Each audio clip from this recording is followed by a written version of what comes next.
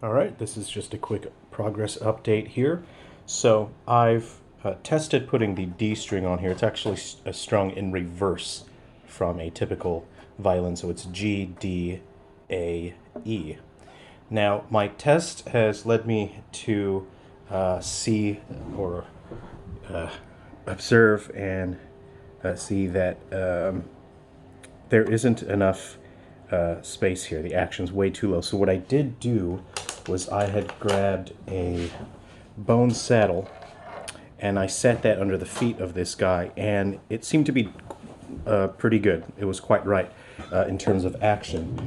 So what I've done is I've cut these small pieces. Of course, I'm just going to sand them a bit. I've just cut them with a hacksaw.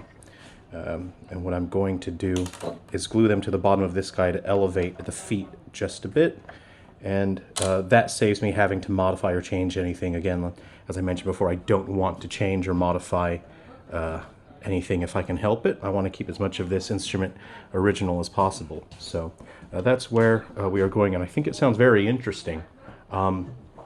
You don't have the ability to glissando and vibrato the same way that you do on a typical violin, so I'm sure I'll have to spend a while with this instrument before I figure out its strengths and weaknesses and how to get the most out of sound. So please stay tuned. One thing I will change is that all of these tuning pegs, they sit the strings, and the strings pull that way. As you can see, they sit here. There's tension there, and it applies force that way, which contributed to the fretboard being ripped off the whole instrument.